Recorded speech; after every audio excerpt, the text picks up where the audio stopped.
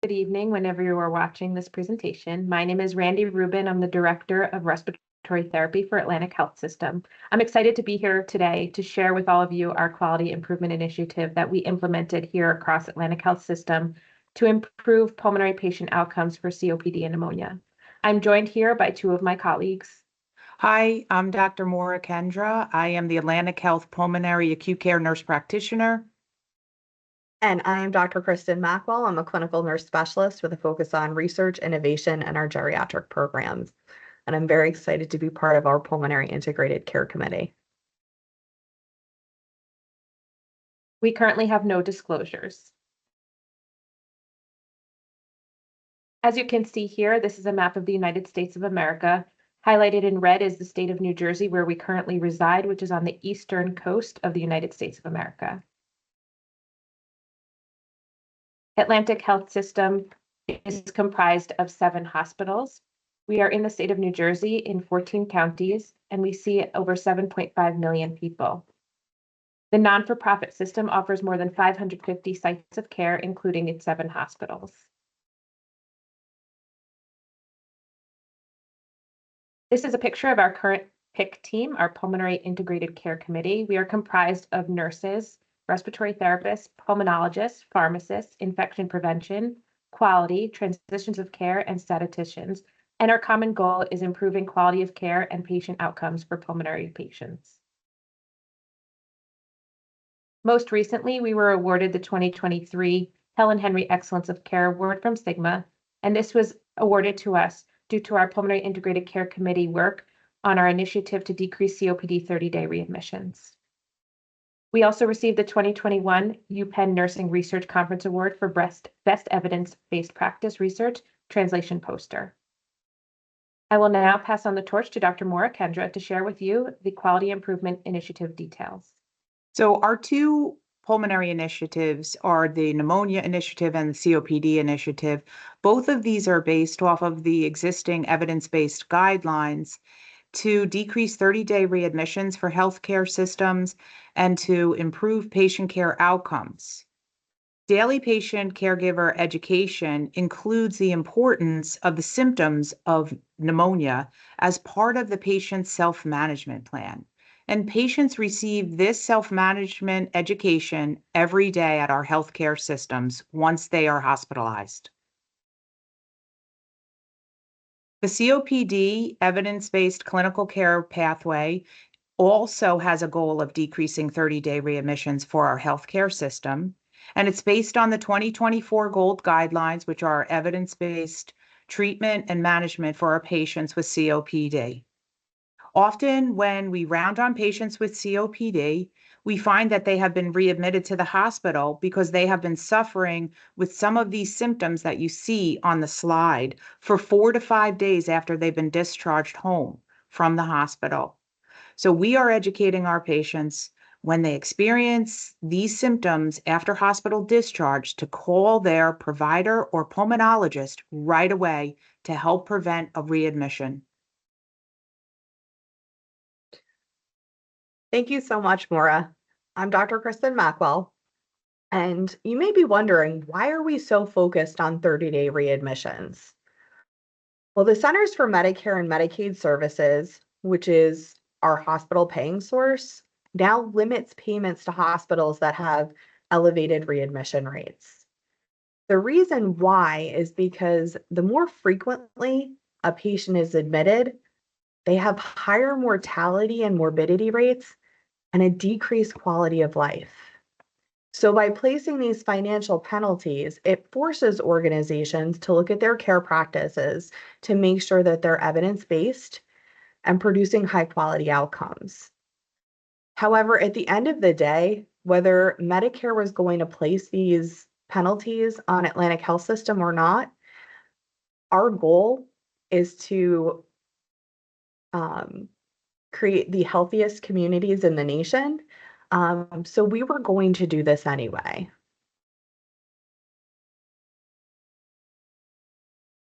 When you look at chronic disease management, you have to take a holistic approach and look at the social determinants of health.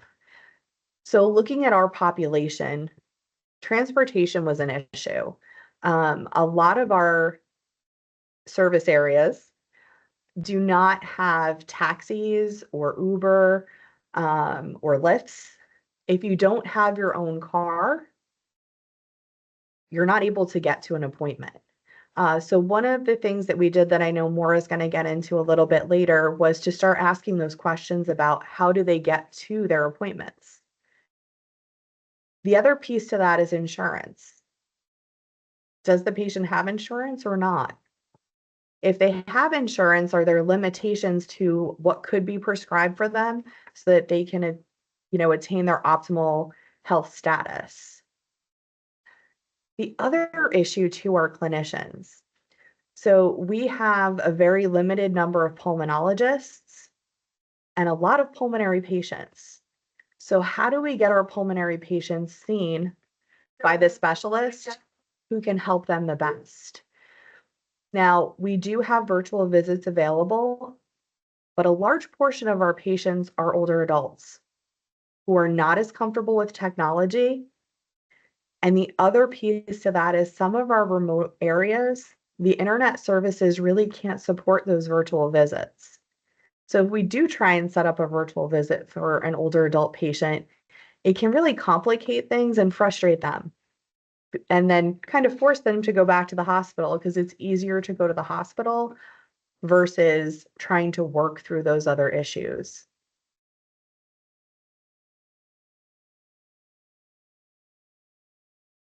So we talked before about how we're very evidence-based.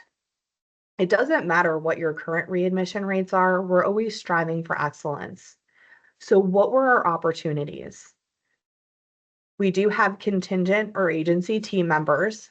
Now that number is significantly declined since the pandemic has dwindled. We did have a lot of increased turnover. Again, that's starting to slow down as the pandemic is now over. The other thing is that our hospital system really strives for excellence. So the national COPD readmission rate is around 22.6%.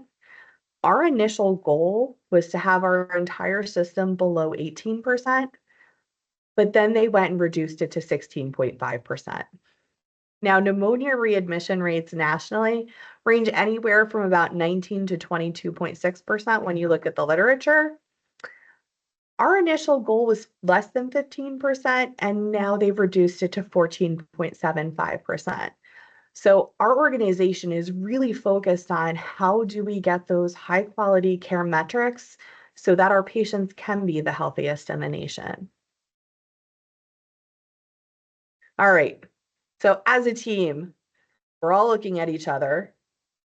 How are we going to achieve less than 16%, 16.5%, and less than 14.75% when we have thousands of team members? There are nurses on day shift, on night shift, on mid shift, in all different specialties. We have respiratory therapists working day shift, night shift, mid shift, and again, in all different areas of the hospital. So our team put their heads together and we came up with a bright idea. We decided to use our learning management system.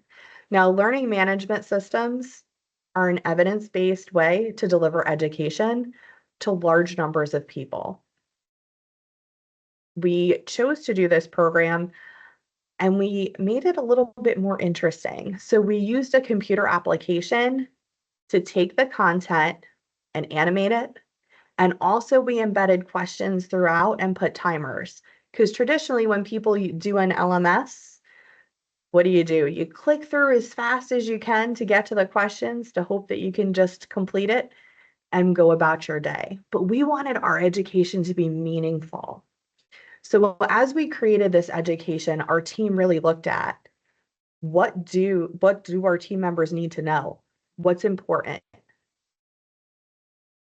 How do we make it applicable to what they're doing? And then we use those questions to show them how that education relates directly to their practice. So it kind of follows Knoll's adult learning theory. Our daily education includes the strategies that teach patients about the importance of the self-management plan, that these diseases are their responsibility and our responsibility, and we will work collaboratively to help you through this hospitalization and after the hospitalization to manage your disease. So knowing their disease, knowing what pneumonia is, knowing what the symptoms are, knowing what COPD is and the symptoms of COPD are very important. We educate patients daily about their treatments and the medications to manage their diseases, particularly for COPD, their daily maintenance inhalers and their rescue inhalers.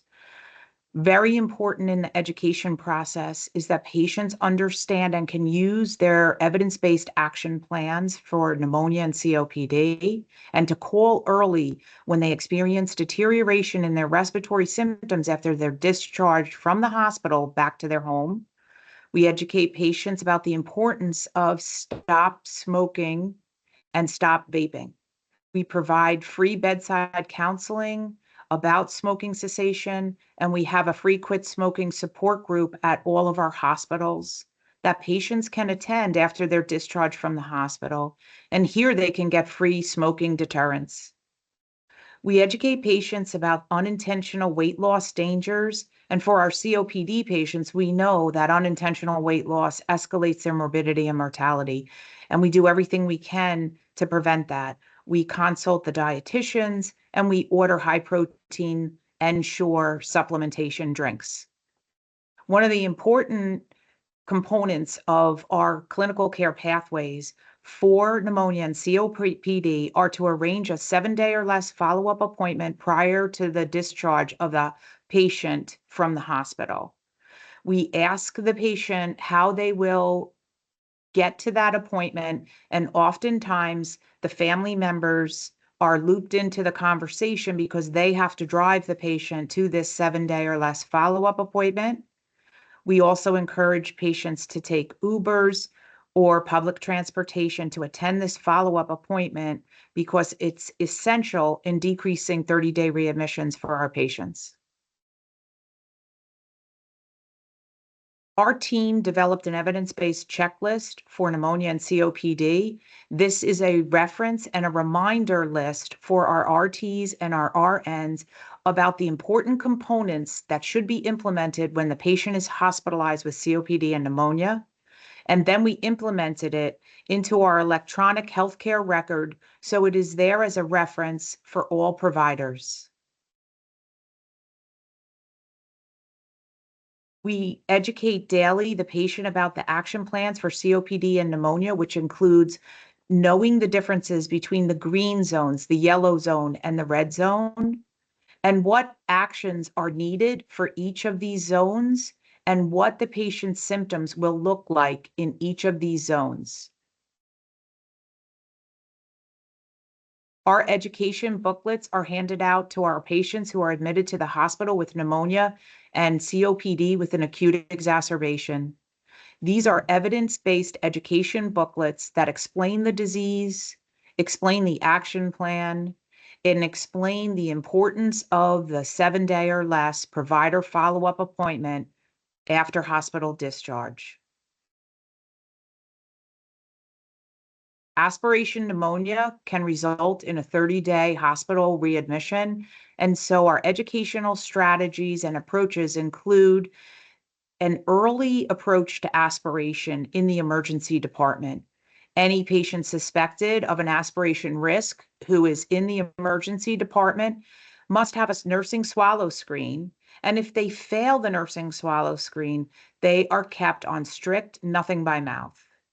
Then the speech language pathologist consultation is ordered, who makes recommendations for the dysphagia diet based on the ITSE framework, which tells the patient how their foods should be set up, either regular or pureed, and how their drinks should be made either thin or extremely thickened to prevent the aspiration.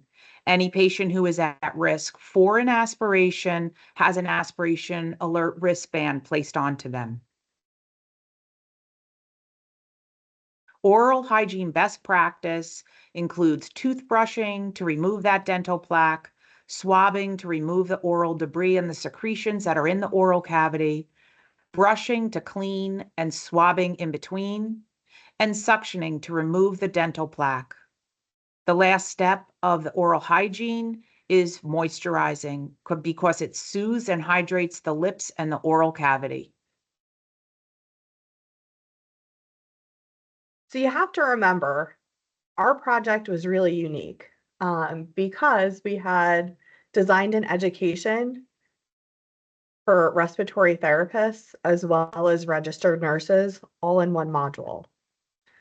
We decided to use a quantitative, quasi-experimental, evidence-based practice quality improvement model for this with a pre and post-test design. So our entire team of both RNs and RTs helped to develop the education. And ultimately, from across our system, we had a total sample of 228. There was 153 registered nurses and 75 respiratory therapists. Now, the registered nurses were all levels of experience and education, as were the respiratory therapists. And we did have both genders, male and female, included in the mix.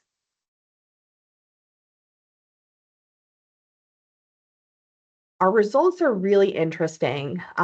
We were able to obtain statistical significance with a p less than 0.001 when comparing knowledge and comfort level of COPD and pneumonia patient care on the pre versus the post test.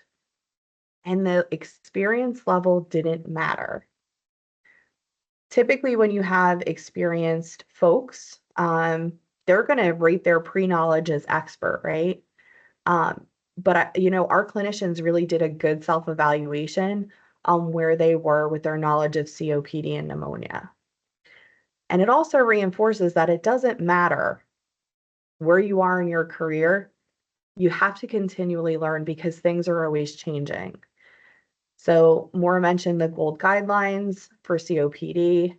Every time a new one comes out, we're looking at the list to make sure what we're doing still matches. And I know that our education has been really effective. I've heard RNs on our floor actually ask the RTs, did they do an in-check device on their patient?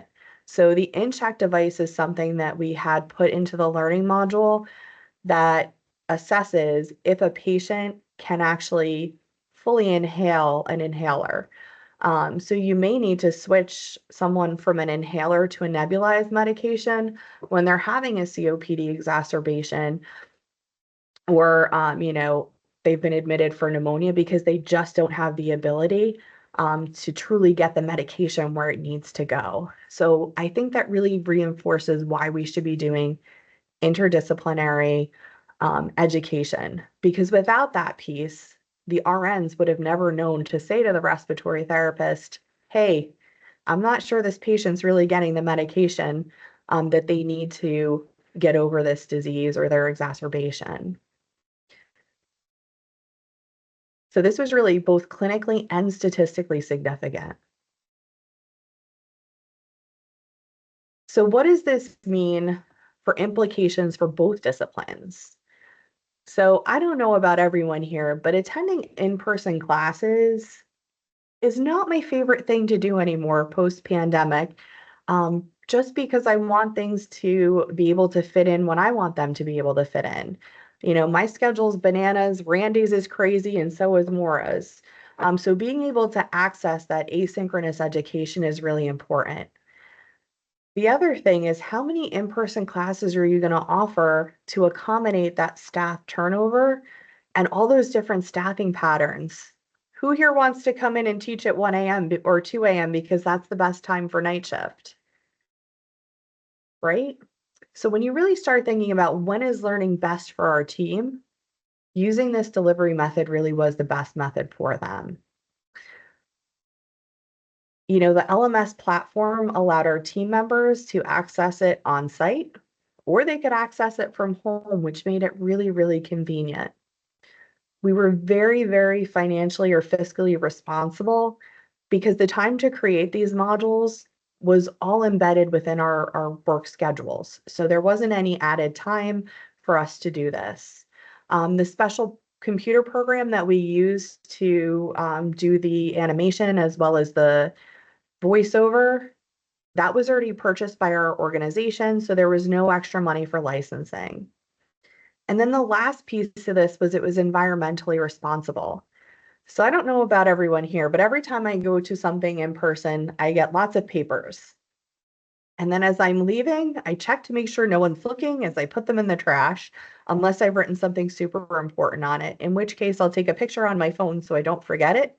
And then I'm still hoping nobody's looking as I'm putting it in the trash. So we really decreased all of those paper products for the environment, which also has a cost savings. You know, it costs about 12 cents for every printed piece of paper. So think about 12 cents times all of those employees that we would have had to have educated. Our entire PIC team would really like to thank the Abstract Committee from the World Congress on Nursing Education and Practice for accepting our abstract for a podium presentation. We are very, very grateful to be able to share our results.